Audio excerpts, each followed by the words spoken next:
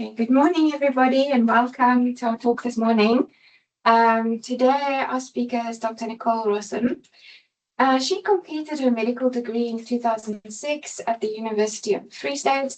She went on to specialize in haematology, obtaining both her MMed and her FCPath in haematology in 2016. She joined Ampath also in 2016, initially working in the Department of Haematology.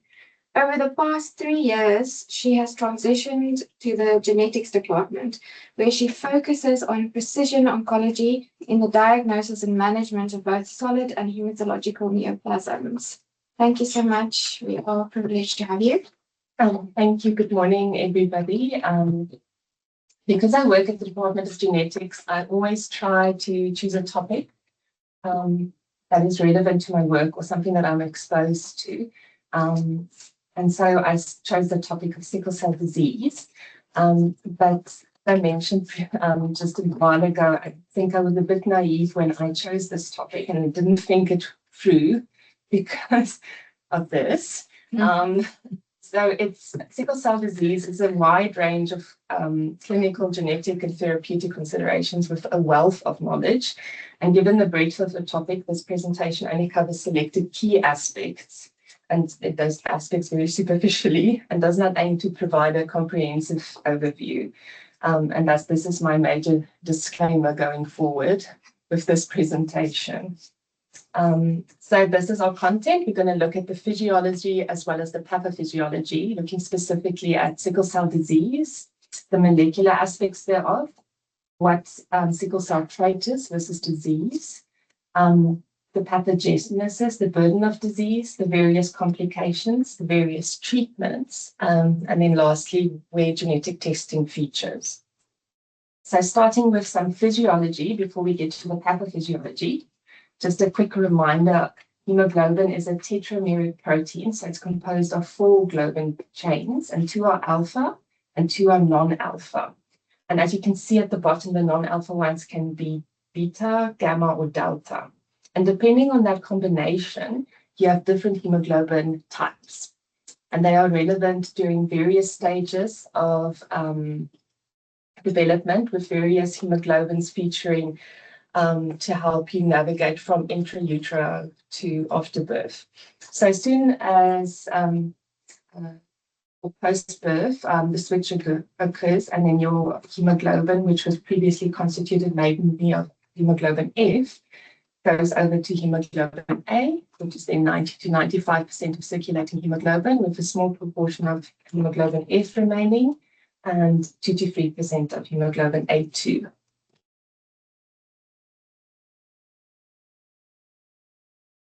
And then when we move from the physiology to the pathophysiology, the hemoglobinopathies, or terminology thereof, is a heterogeneous group of inherited disorders caused by mutations, either affecting the structure or the production of hemoglobin. And then they are broadly classified into 2 categories, those with structural variants and those referred to as thalassemias. The structural variants, which include sickle cell disease, they arise from point mutations in one of the globin genes, and they then alter the amino acid sequence of that hemoglobin, leading to an abnormal hemoglobin production. And as mentioned, hemoglobin S is, or sickle cell is one of them, but we also have other variants like hemoglobin C and hemoglobin E. Thalassemias, in contrast, they are caused by mutations that reduce or abolish the production of globin chains. So it's not an abnormal globin, it's the absence thereof. And this then leads to an imbalance in globin production, with the remaining or the excess globin chains, which no longer have a partner, precipitating. And alpha and beta thalassemia are the most common examples of thalassemias. And now to the topic at hand, it's sickle cell disease. And the term sickle cell disease is actually a misnomer, because it does not refer to a single disease, but rather a collection of inherited blood disorders that all feature the one thing, that they have a propensity for the erythrocytes to change into crescent or so-called sickle shapes. And although it was officially documented in 1910, the condition was already well known in many African tribal cultures and by distinct names, which I shall not pronounce, but they are all onomatopoeic for the cries that the affected patients emit when they have the painful symptoms. And the most sobering name is this Ako Kufalobi, which loosely translates into he will die tomorrow. So looking at the molecular basis, sickle cell disease is caused by a single point mutation in the HBB gene, where valine replaces the glutamic acid at position 6 of the beta globin chain. And this then results in this abnormal hemoglobin HbS. The disease is autosomal recessive, which means that the person must inherit 2 affected beta globin alleles to manifest sickle cell disease.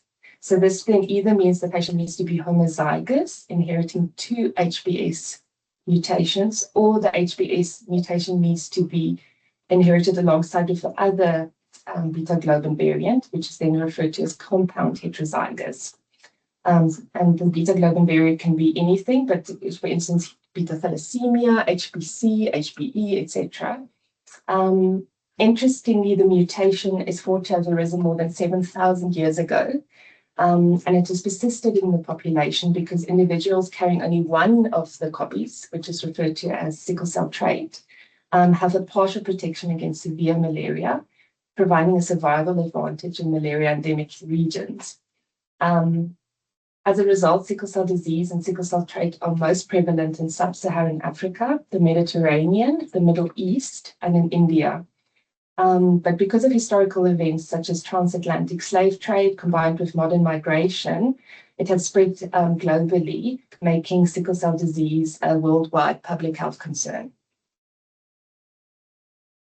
So again, to reiterate, sickle cell disease is an umbrella term for a group of blood disorders caused by changes in the beta globin gene, along with the presence of HbS.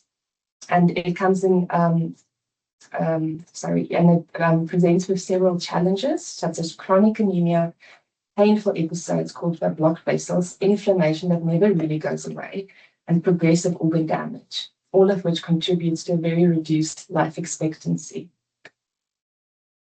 Oh, sorry. So if we look at sickle cell trait and how it differs from sickle cell anemia, so they only carry one mutation or one allele with the mutation. The normal component of the HbA, the unmutated part, dominates, with the HbS only being less than 40% of the total. And although these patients have normal full blood counts and their red blood cells do not sickle in the kidney, where in the kidney's medulla, where the oxygen is very low and it has an acidic pH, these red cells can sickle. And although these patients thus live without pain crises or other complications of sickle cell disease, there remain subtle risks. There's a slightly higher risk of chronic kidney disease, with many patients presenting with hypocynuria, or the inability to concentrate their urine, or benign hematuria. And then in addition, renal medullary carcinoma, which is very rare, is almost exclusively found in patients with sickle cell trait, and they often develop this before the age of 21. And then there was a lot of publications about the issue of exercise-induced injury, and I think to this day the US military still tests all recruits for sickle cell trait, but it is complicated. There is no physiological evidence that exercise induces sickling, and thus most will not have exertional injury. It is especially uncommon if the exercise is low to moderate intensity. But one study did find a 40-fold increase in sudden unexplained deaths in military recruits of sickle cell trait compared with those without it. But if the exercise was gradually increased, they had fluid intake, they avoided overexertion, especially if the temperature and humidity was high, the death rate did not differ. But about 1% of persons with sickle cell trait may have exertional injury, even with universal precautions. For individuals with sickle cell trait, surgery is generally safe. They tolerate anesthesia well. Tourniquet use is not a problem, and routine preoperative screening for sickle cell disease sickle cell trait is not necessary. And regarding thrombotic and splenic risk, splenic infarction is rare, usually only occurring at high altitudes. There is an increased risk of venous thromboembolism, about twice for baseline risk, and as well as for pulmonary embolism, roughly 4 times higher, which is comparable to individuals with heterozygous factor V laden. The occurrence of a venous thromboembolism or pulmonary embolism in any patient does not warrant screening for sickle cell trait, and it should not affect the duration of anticoagulation. The other thing about sickle cell trait to remember is inheritance patterns and how to explain that to the patient. So if one patient carries the sickle cell trait, the child can inherit the trait. But if both parents carry the sickle cell trait, there is a 25% chance that one of those children will have sickle cell disease. As mentioned, sickle cell disease remains a major global health challenge. Around 300 babies are born annually with sickle cell anemia, and this number could increase to 400,000 by 2050, which is a 30% increase. Additionally, about 5.4 million babies are born each year with sickle cell trait. As mentioned, sickle cell disease significantly reduces life expectancy by about 30 years, and this is in the most optimal care situation. And beside this, their quality of life is severely compromised. In low resource settings, which is sub-Saharan Africa, where sickle cell disease is rife, there is no newborn screening. There are limited vaccinations. There are ongoing challenges like malaria, malnutrition, and poverty. And this all contributes to very high mortality for children born with sickle cell disease. So most children under 5, or 90% of children under 5 will die of sickle cell disease. And it accounts for 15% of all deaths in this age group. Globally, the 2015 Global Burden of Disease report estimated 100,000 deaths of sickle cell disease, representing a 60% increase from 2005. And there's several challenges with the management, especially in low resource settings, with limited access to healthcare, shortages of safe blood products, risk of transmitted infections. Many times hydroxyurea, which we will discuss later, is unavailable. Patients often live in rural areas where there's no specialized care. And although early identification, preventative management could prevent thousands of childhood deaths, remains a challenge how to incorporate this in an area that is rife with inequality. Importantly, HBS gene is present in many ethnic groups, and due to genetic admixture, you cannot look at a patient's appearance to reliably decide whether they have sickle cell disease. As I prepared for this talk, I wanted to look at our burden of disease specifically in South Africa, but there is very little publications about it. The most recent one I could find was of 2012 in the SAMJ.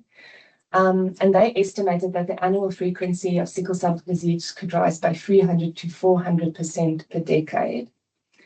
But it highlights the potential scale of the challenge in our country. Okay. So sickle cell disease is a multi-system disorder. It affects nearly every organ in the body.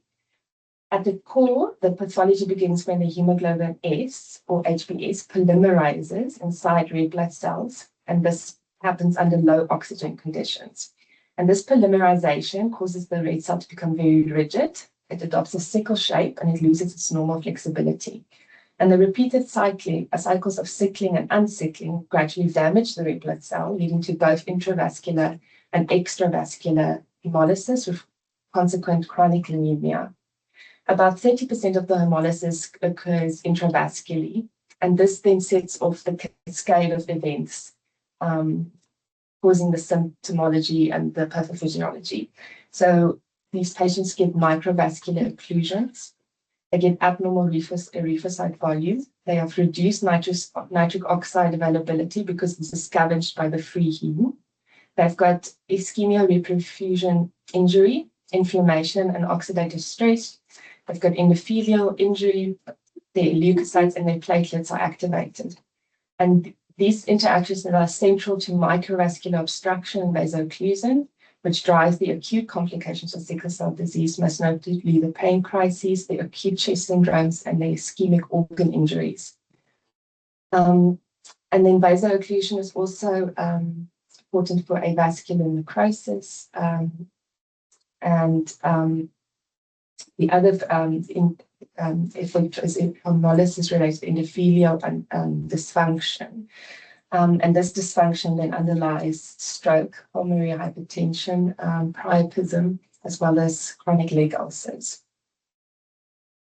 So there's sort of four main components: is the polymerization, the vaso-occlusion, the constant sterile inflammation, as well as the endothelial dysfunction. And this is again just a picture to show the pathophysiology, with the sickling just being a very small component thereof, and this domino effect actually being the reason these patients have all these complications. So in many countries, there's newborn screening programs. In the USA, all newborns are screened for sickle cell disease. So those patients are diagnosed shortly after birth, and this allows for early intervention and monitoring. In South Africa, screening is either optional or performed selectively. And many of people in South Africa might come from other countries where there was no newborn screening. And so sickle cell disease may go undiagnosed in infancy, and if it's not identified through newborn screening, it might be identified when a patient is at a clinic with a monocytic anemia, when a child presents with severe atraumatic pain in the emergency department, and often with prenatal testing during pregnancy. Fortunately, diagnosis of sickle cell disease is relatively straightforward because hemoglobin is abundant in the blood, and there are numerous techniques available to detect the abnormal hemoglobin. But early and accurate diagnosis is critical because it then allows for the implementation of various preventative strategies before complications occur. Okay, so clinicians should consider sickle cell disease when certain risk factors are present, which would be historical clues and physical findings.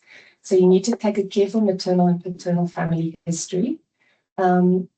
Because sickle cell disease follows an autosomal recessive inheritance, even subtle family histories might be important, and there should be a low threshold for testing.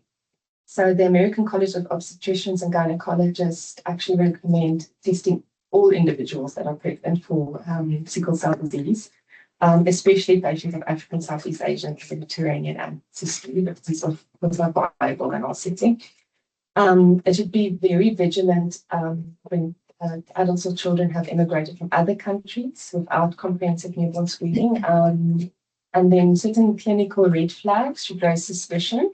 If there's recurrent unexplained pain, if there's a history of salmonella septicemia, if there's evidence of splenic sequestration, patients with early stroke, unexplained recurrent gallstones, priapism, any form of hemolytic anemia, or avascular necrosis affecting the hips, shoulders, or spine. The examination of patients will be age-specific. Young children will often present with dactylitis, which is painful swelling of the hands and feet. And then older patients will have the organ damage, which could be retinopathy. They could have right upper quadrant pain from the gallstones. They can have decreased joint mobility due to osteonecrosis, or present with severe unexplained pain episodes. So in evaluating a patient with suspected sickle cell disease, there are a few essential tests that you can do. The first one is a full blood count. And on the full blood count, we commonly see anemia. It can be normocytic, chromic, but can also have an increased MCB when there is reticulocytosis, or a decreased MCB if the hemoglobin S is co-inherited with a thalassemia. The other things that you might notice in neutrophilia and thrombocytosis. And also to remember, if the MCB is high, folate deficiency can occur with chronic hemolysis. Then you ask for a peripheral smear, of course, and then we will be able to see the sickle cell red blood cells, and we'll also be able to see evidence of hypersplenism, which is target cells, polychromasia, and inclusion bodies, Hal-Jolly bodies. And if it's inherited with HBC, you can see crystals, which is at the bottom there. But peripheral smear is not always easy. All of the cases shown here, this is not sickle cell disease, which the hematologists here will know, but it can be quite deceiving to see these sickle-like shapes on a peripheral blood smear. And so you need to do further testing. There's the first test I'm going to mention is the hemoglobin solubility test. So blood is admixed with a reducing agent in solution, which deoxygenates the hemoglobin. So if the patient has normal hemoglobin, it remains soluble and the solution stays clear. But if the patient has hemoglobin S, it becomes insoluble, making the solution cloudy or turbid. It is important to note that this test cannot distinguish between sickle cell disease and sickle cell trait, merely confirms the presence of HBS. And it has a lot of factors that can make it false negative as well as false positive. So this is not an ideal test. And in recent years, because of the situation in sub-Saharan Africa and the limited healthcare there, several point of care tests are being released into the market. Examples include the Hemotype SC, Sickle Scan, the Gazelle, which is quite a cute name, and then Sickle Check. The tests are then designed to rapidly identify hemoglobin S and differentiate between the trait and the disease. And one of the major advantages is that they're very affordable, with some of the tests costing less than 20 Rand, and can be performed by healthcare workers with limited training or laboratory training. The results are available within minutes and making them ideal for screening programs in rural settings. And most of these tests are very accurate, with sensitivity and specificity above 95%. However, while these tests perform very well in identifying sickle cell disease and trait, they may not reliably detect other rare hemoglobin variants or complex compound or heterozygous disorders. And thus, it still remains a screening test, and you need to then follow it up with a confirmatory test. So the confirmatory test relies on techniques that separate the normal hemoglobin from the abnormal hemoglobin, allowing clinicians to identify the presence of HBS. And there are two main techniques: gel electrophoresis, where the hemoglobins are separated according to electric charge. Because different hemoglobin types have different charges, they move at different rates towards the positive electrode. And then this allows for the separation of different types of hemoglobins and for the identification of hemoglobin S. And then our other widely used technique is HPLC.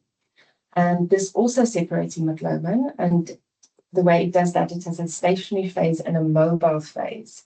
And each hemoglobin variant interacts differently with the stationary phase, which is the column material, and then elutes differently at a different time.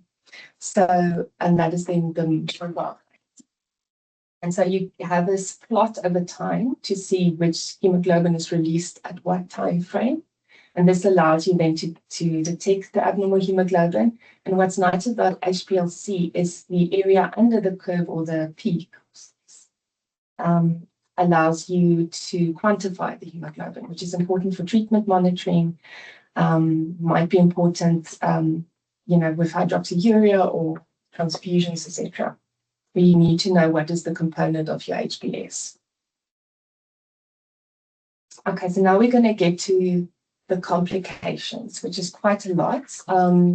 And as mentioned previously, I was a bit naive, so I'm going to try my best, but I'm not going to get to the complexities of all the acute complications.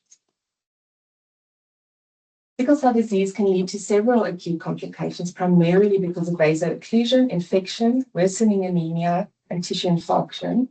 They are really fatal in children in well-resourced countries, but they can become life-threatening in adults, particularly those who have chronic organ damage. Among these complications, acute chest syndrome and stroke are especially serious and require urgent medical care. Acute pain is the most common clinical manifestation of sickle cell disease. It occurs when the sickled red blood cells obstruct the microvasculature, leading to reduced oxygen delivery and tissue ischemia. In infants, it presents as dactylitis. In older children and adults, the pain is mostly in the bones, the long bones, the chest, and the back. Pain crises typically begin with a prodromal phase, during which the patients may experience fatigue and generalized aches, and then it's followed by localized severe pain, which peaks between days 3 and 7 before resolving. Severe pain episodes frequently require emergency department management, with many guidelines recommending rapid triage of these patients and administration of opioid analgesia within an hour of arrival. In addition to standard analgesia, there's a lot of other approaches they're using, including massage therapy, which was interesting to me, virtual reality-based distractions, ketamine, as well as regional anesthesia. Another major complication is infection, because sickle cell disease have early splenic damage from repeated vaso-occlusion in the spleen, resulting in functional asplenism. And because the spleen plays a critical role in clearing encapsulated bacteria, this significantly increases the risk of severe infections such as pneumonia, sepsis, and meningitis, with the common culprits being strep pneumonia and Haemophilus influenza. Preventative strategies are very important, which includes routine vaccination and prophylactic penicillin, particularly in children. And fever in a patient with sickle cell disease must always be treated as a medical emergency and requires prompt administration of broad-spectrum antibiotics. And acute chest syndrome is one of the most serious complications of sickle cell disease and is a major cause of death in adults. It is defined by the presence of a new pulmonary infiltrate on chest imaging, together with respiratory symptoms such as chest pain, fever, cough, hypoxemia, and tachypnea. The underlying causes vary, but in children, it's most commonly infection, particularly pneumonia. And in adults, severe cases are often because of fat embolisms from necrotic bone marrow. Other contributing factors include atelectasis, which is caused by shallow breathing, which can be from pain or from opioid use. These patients can have thromboemboli, or simply can be as a complication following surgery. In rare cases, it may progress to multi-organ failure, resembling acute respiratory distress syndrome. Management of acute chest syndrome focuses on supportive care. You need to reduce the proportion of sickled red blood cells in the circulation. And because it's difficult to differentiate acute chest syndrome from infection, you treat them with broad-spectrum antibiotics regardless. Oxygen therapy and respiratory support, including bronchodilators, are important to improve ventilation and to prevent atelectasis. And then blood transfusions, either simple transfusions or exchange transfusions, which I'll elaborate on later, are important because, as I mentioned, we need to reduce the component of the hemoglobin S, which will then improve oxygen delivery. If there is of causes from an embolism identified, anticoagulation therapy should be initiated.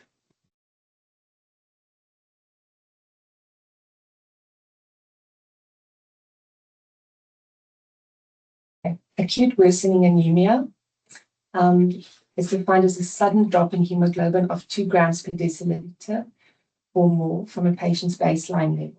And because many patients with sickle cell disease also already have a very low hemoglobin, even a small drop has serious clinical complications. Management may require transfusions, but it's very important to only transfuse to the patient's baseline level, because as soon as you over-transfuse, you increase the hyperviscosity, and then you have increased vaso-occlusive events. So this is a very fine balance.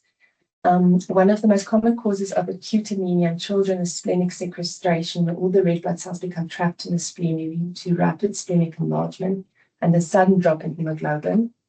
Patients then present with left abdominal pain, have splenomegaly, thrombocytopenia, and an increased reticulocyte count. And they can often present with hypovolemic shock. Management requires urgent transfusions.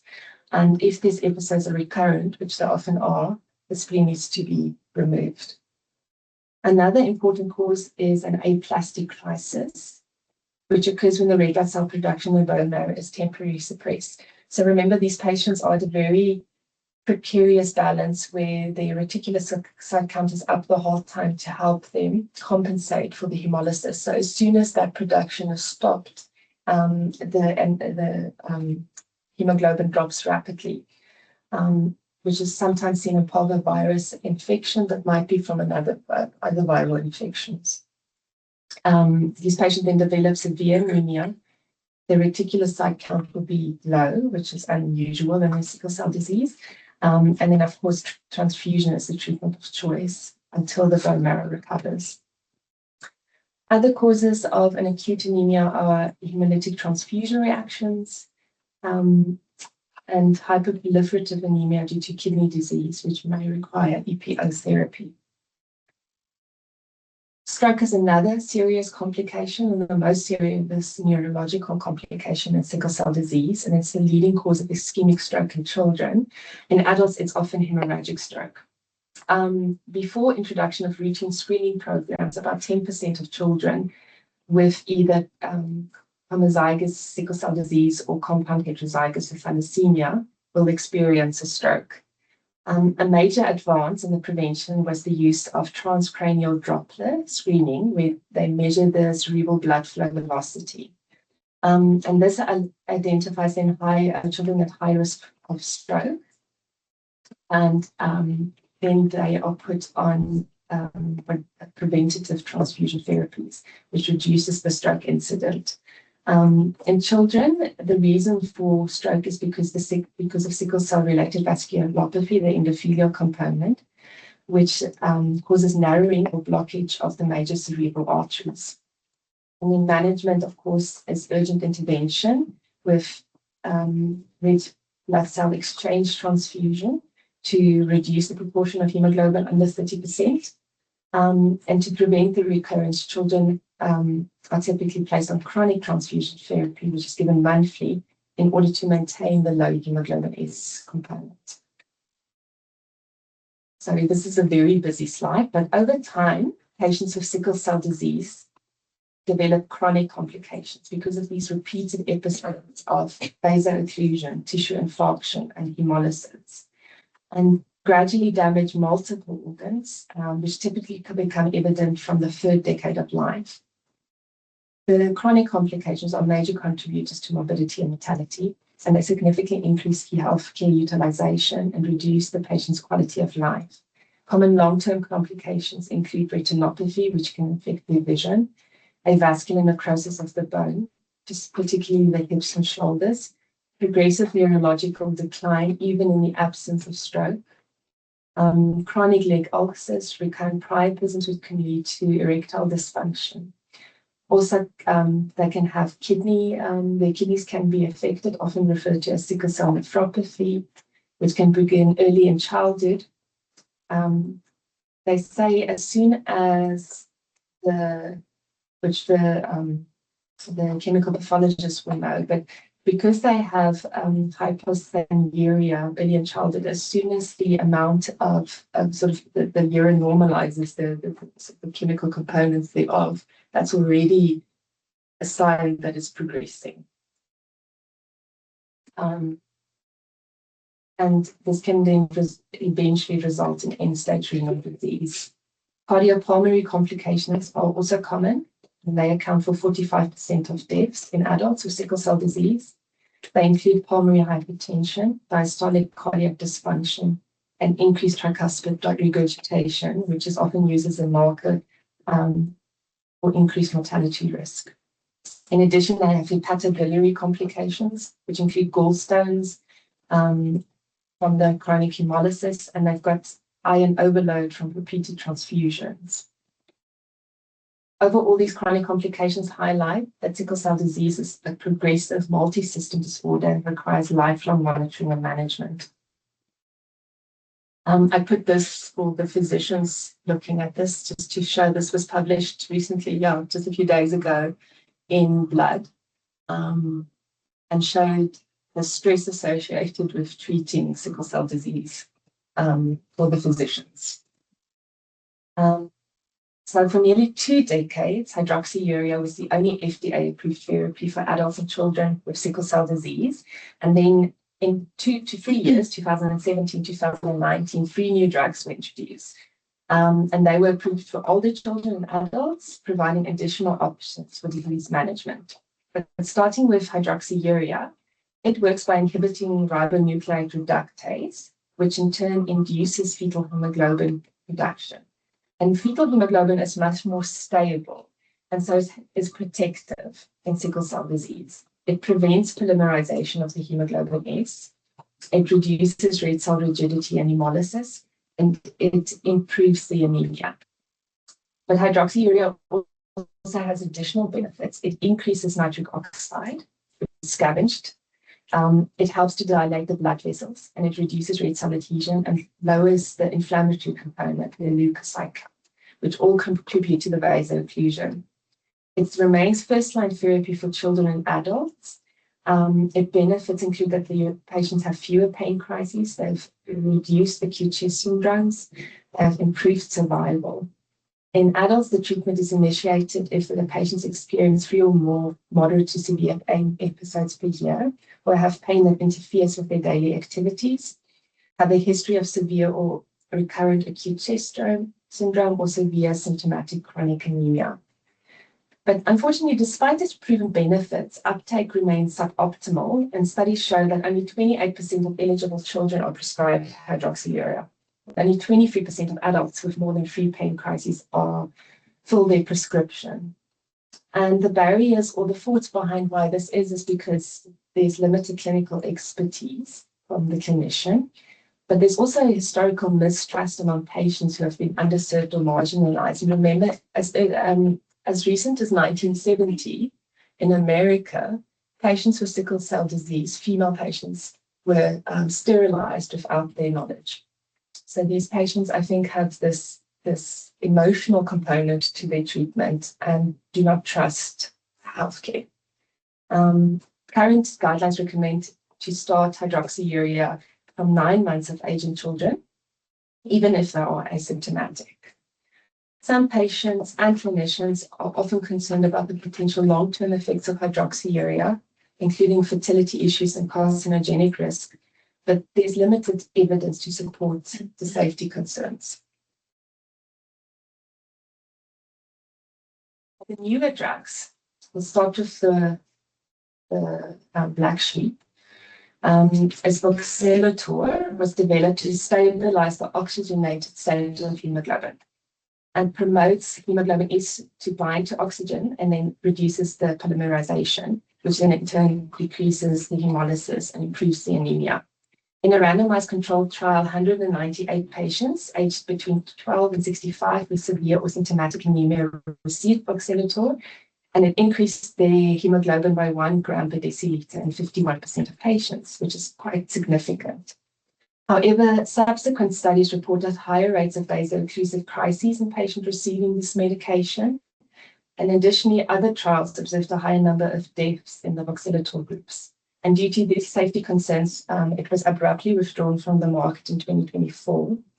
And this sudden withdrawal didn't help re-establish any trust in the patients or the clinicians about the management of sickle cell disease. And to this day, it's no longer available for management. L-glutamine is an oral amino acid supplement. It helps reduce reactive oxygen species in red blood cells and thereby decreases sickling and also abnormal red cell adhesion. In a randomized controlled trial, 230 patients aged 5 and older received L-glutamine, and it it reduced their acute pain crises by 25%, their hospitalizations by 33%, and shortened the mean hospital stay from 11 to 17 days. It also reduced the incidence of acute chest syndrome from 23% to 9%. And as it is recommended for patients who experience two or more pain crises per year, despite hydroxyurea, or in patients who cannot tolerate hydroxyurea. Crizanlizumab is a monoclonal antibody, and it targets P selector, which is an adhesion molecule expressed on the activated platelets and endothelial cells, and it contributes to vaso-occlusion in sickle cell disease. It was approved based on a phase 2 trial of 198 patients, aged 16 to 65. They received a monthly high-dose infusion of crizanlizumab, and it reduced the number of pain crises from 2.98 to 1.63 per year. So high-dose crizanlizumab, its name, is indicated for patients with more than 2 pain crises per year, despite receiving hydroxyurea, or again, those unable to tolerate hydroxyurea. Together, these drugs represent adjunctive therapies that can help reduce pain episodes, hospitalizations, and the overall burden of sickle cell disease, particularly in patients that are not fully controlled on hydroxyurea. Blood transfusion is a key component of treatment, with over 90% of patients receiving at least one transfusion during their lifetime. It has 2 primary roles. First, it's a therapeutic intervention when it treats life-threatening complications such as hemodynamic compromise, acute chest syndrome, stroke, transient ischemic attacks, and acute organ failure. But secondly, it can be used prophylactically to prevent these complications and recurrent vaso-occlusive events. So transfusions do not merely raise the hemoglobin for oxygen delivery, they lower the proportion of sickle cell hemoglobin, they increase the oxygen saturation, they suppress erythropoietin production, thus preventing formation of new HBS, and they have a longer lifespan, the transfused blood, than the HBS. So all of this improves the blood flow and tissue oxygenation. As mentioned previously, the primary goal is to get the HBS below 30%. But it's important to note that acute uncomplicated pain crises are not an indication for transfusions. There are 2 main methods for transfusions: a simple transfusion or exchange transfusion. Simple transfusions increase the hemoglobin, but exchange transfusions help by removing the sickle red blood cells, replacing them with normal cells, without really affecting the hematocrit. This is just a table of all the complications of transfusions, but importantly, there are 2 things that make sickle cell disease a little bit more interesting when it comes to transfusions. So they can have an entity called hyperhemolysis syndrome. And this is a severe form of delayed transfusion reactions where both the donor and the patient's red blood cells are destroyed. And so your hemoglobin will fall even lower than pre-transfusion levels. And then they also can get hyperviscosity, especially if you transfuse past their baseline level. As soon as you have an increase in hematocrit and an increase in blood viscosity, you raise the risk of vaso-occlusive events or stroke. The role of genetic testing in sickle cell disease. It's part of various steps in the management of sickle cell disease. It supports accurate diagnosis, especially in situations where the protein-based methods, which is the electrophoresis and HPLC, are inconclusive, which is seen after transfusions or if rare hemoglobin variants are present. Molecular approaches include single gene sequencing of the HBB gene. So you sequence the entire gene looking for any mutation therein, not just sickle cell. Targeted analysis, where you specifically look for sickle cell disease or that point mutation, or multi-gene panels, where you look at both the hemoglobin A and the hemoglobin B gene to look for other hemoglobinopathies. Newborn screening ensures early and accurate diagnosis, and they can identify complex cases with very rare variants, which may be misclassified by protein-based methods. Genetic testing is also crucial for carrier identification and counseling. Universal screening is recommended for all individuals planning pregnancy or during initial prenatal visits, regardless of race or ethnicity. Counseling should clearly explain the autosomal recessive pattern and its implications, the risk of recurrence, and the various reproductive options. Importantly, a parental genotype documentation is essential because family history alone is insufficient to assess the risk. Molecular testing enables prenatal diagnosis via chorionic villus sampling or amniocentesis, which is not widely accepted by patients because I think of the risks and also the implications thereof. Because if you then do diagnose sickle cell disease, the termination of pregnancy option is there. Additionally, alternatively, you can do pre-implantation genetic testing, which allows couples to undergo intravenous fertilization to prevent the transmission of sickle cell disease.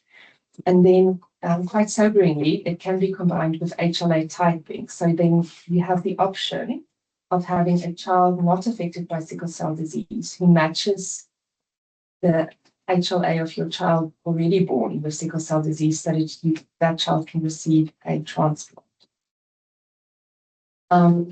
Limitations of testing prenatally is you can have allele dropout. That means that the allele containing the mutation is not amplified, so it gives a false negative result. There are various non-invasive prenatal methods, but they remain experimental. That is where you take a peripheral blood sample, isolate the fetal DNA from that, and then test that component for sickle cell disease. Finally, genetic testing also helps inform the clinician about the prognosis and the expected disease severity because different combinations have different implications. For instance, if the patient inherits alpha thalassemia or inherits hereditary persistence of fetal hemoglobin, those to ameliorate the severity and make the sickle cell disease less severe. What is the role of hematopoietic stem cell transplant? Whether a patient is a candidate for this depends on several factors, including their disease, their age, and the presence of complications, and of course the availability of a suitable donor. Unfortunately, only about 10 to 20% of patients have an unaffected matched sibling donor, which remains the preferred choice. In children, specific complications justify transplant, including multiple pain crises, a clear response to hydroxyurea, a history of acute chest syndrome or stroke, and the need for chronic transfusions. The transplant-related morbidity and mortality rises significantly starting in early adolescence. So you have a very small window period where you can consider transplant. Sorry, I'm always so sorry. Wow. That is so cool. Like this, yeah. I was like a real sorry. How I do it. Sorry, it's just typically me.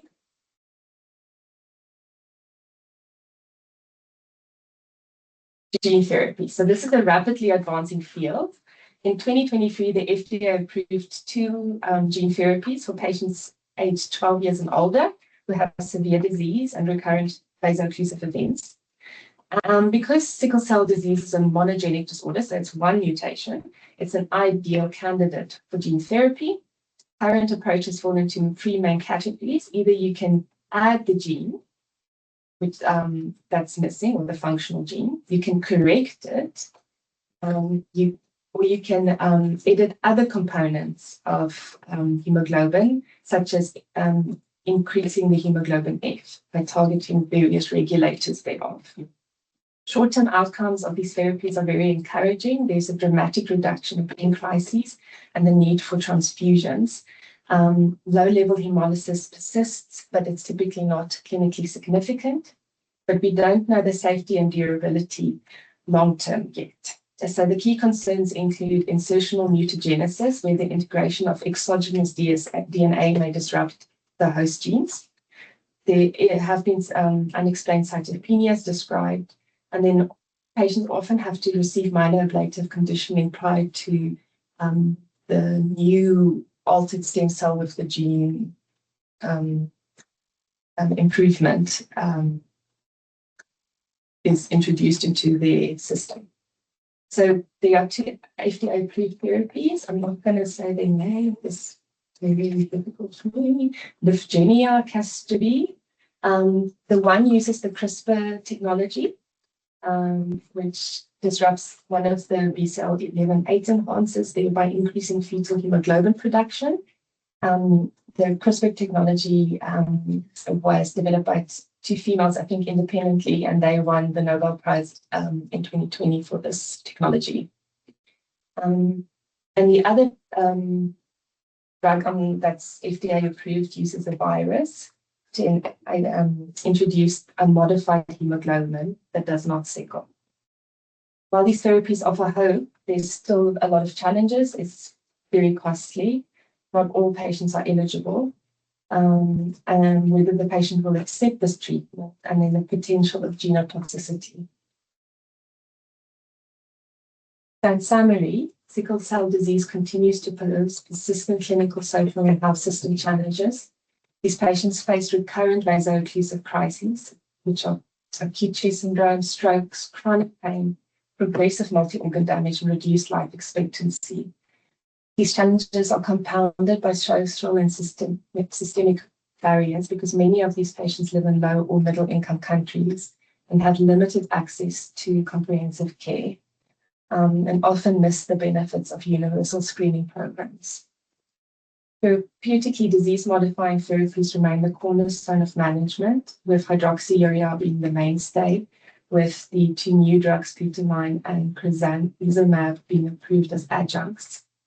For some patients, hematopoietic stem cell transplantation offers a curative option, particularly when there's a matched sibling donor available, which unfortunately is rare. And then the emergence of gene-based therapies, including FDA-approved autologous cell-based approaches, mark a transformative area, with the prospect of a durable cure and a normalization of quality of life for these patients. That's my story. Well done, you did it. I did it. Yeah. So look, it's kind of very, as I said, sickle cell is kind of, I think for knowledge is a very big topic. And we always see quite that thing. If in Central Africa, I remember that the family got sickle cell trait, and then one of my cousins actually got sickle cell in South Sudan. So, and if you look, I think you did a very nice geographical location. It's not really more in tropical countries. And it's really, I think, probably it's a natural way of defending against malaria. That was really probably the point of mutation. And if in India, you see more thalassemia as being a major component, and also in Israel, side thalassemia. So it's always, I think, the nature got its own way of actually protecting us. But the reality is that once you have a sickle cell completely, it really it can be a life-debilitating kind of condition. And one of the things in pulmonology, I think, of course, our concern is on our acute chest syndrome, which is a problem. And then, of course, the pulmonary hypertension, which Apello will tell us what class is it, now you treat. And then thirdly, of course, will be the transfusion. The transfusion guidelines really big problems. And also secondary infection. It's another big problem, especially from the childhood, they tend to have more staph aureus infection, osteomyelitis, a lot of other issues because of the infection. And obviously, every small infection most of these patients going to crisis. And that's why sickle cell is kind of disease that in Africa, especially if you're in Central Africa, sometimes the medical support is not that great. So mortality is quite very high. And especially even the transfusion, because most of the time they don't really have the high-tech laboratory labs like blood banks like in South Africa. And most of the time, I remember that my cousins all they had to go and donate bloods, from here to there, without actually doing further testing, So we see quite a lot of issues in those kind of areas. But I think hydroxyurea was quite a game changer. It's quite reduced, quite increased quite a lot of life expectancy.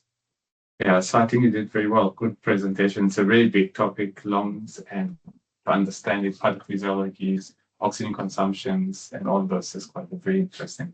Thank you so much. Kelly, what class is it? I think it's group 5. Because of the different mechanisms.